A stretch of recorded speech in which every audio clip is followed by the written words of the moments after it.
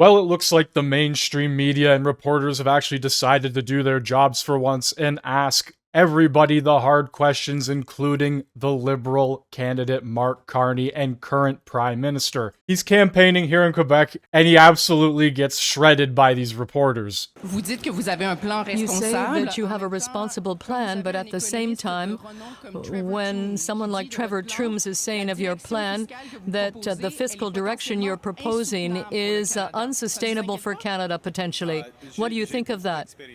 Well, I have a lot of experience as an economist. Oh, really? Okay, well, let's take a look at some of this experience. Bloomberg wants me to subscribe to this, but regardless, you can read the headline. Trudeau taps Carney for help in crafting recovery plan. This was around 2020. As you can see here, a CTV news report from 2020. Trudeau seeks advice from Mark Carney on economic recovery plan. We go ahead. 4 years. Mark Carney to chair Leaders Task Force on Economic Growth in 2024. Another one confirming that Carney joins Liberals to advise Trudeau on economic growth. Now we take a look at the government website, and I have to remind you guys that we went $21.8 billion higher than the $40 billion deficit projected in the April 2024 federal budget. So if Carney for the past 4 or 5 years has been Trudeau's economic advisor, then this should speak volumes about the job he can do. On top of that, the former British PM warns Canada about Mark Carney's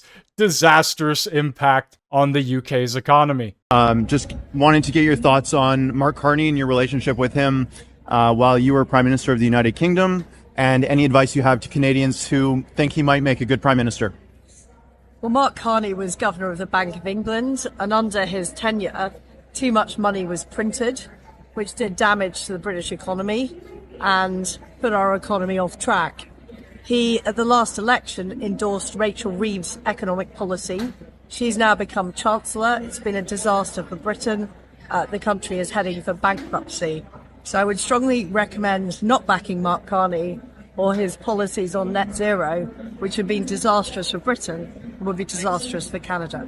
Do you trust his judgment overall, outside of ideological considerations? Well, I believe that he made major mistakes in the management of the Bank of England.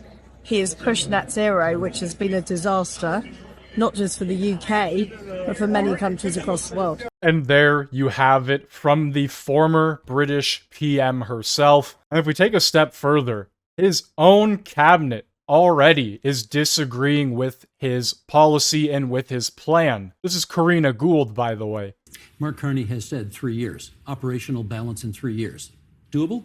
No, I don't think it is. And I don't think it is something that we should be telling Canadians that we're going to do unless there's a lot of cuts that are coming. And there you have it, unless there's a lot of cuts coming. So Trevor Trooms is wrong, in your opinion? Yes. I have more experience than he does, and it's important to state that. With CBC. I'd like to follow up on that. Just if you've got an economist like Trevor Trooms saying that your plan is unsustainable, is just that, is there an argument that if Pierre Poilievre is trying to bring down spending, bring down the deficit, that his plan is more fiscally responsible than yours? Okay. There's one thing that you can write on a paper. There's another thing that will happen in the economy. Okay?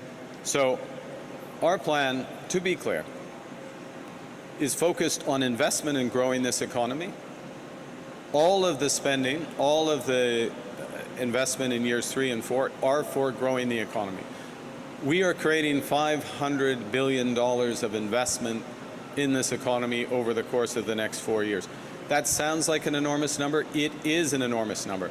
And the vast, vast majority of that investment comes from companies like Marmon, our big investments in clean and conventional energy, our investments in auto, our investments in housing and beyond from the private sector, but with a clear directional plan. The Conservative plan makes it up. It literally makes it up. It says that growth will come from somewhere, even though there's no plan to address the biggest risk to our economy, the U.S., even though their tax cut doesn't arrive for 4 years, even though their costing numbers are far too low, even though their reductions in spending don't appear. And on top of that, they divide Canadians into two. If you're at home and you don't have your children in a $10 a day daycare, if you're not taking advantage of dental care, if you want to watch the CBC or Radio-Canada, c'est fini avec les conservateurs. That will be over with the look, Conservatives. it's very different. I would, if you want to compare economists, why don't you look at what Mike Moffat has said today about the costing of the Conservative plan. I mean, this is not we can have the discussion, but this is a real crisis, a real situation. The question is, within a week's time, who's going to be negotiating with President Trump and who's going to be managing the finances of this country? Well, hopefully not you, based on your track record here and everything I have shown. He constantly pushes the whole idea that it's Donald Trump that has led us to this point. That the past 10 years do not exist. That the Liberal Party is completely different. This is what he wants everybody to believe. But it's just simply not true. That is literally Francois behind him right now. But anyway, let me know what you think down in the comments section below. Make sure you hit that like button, hit that sub button, and I'll see you in the next one.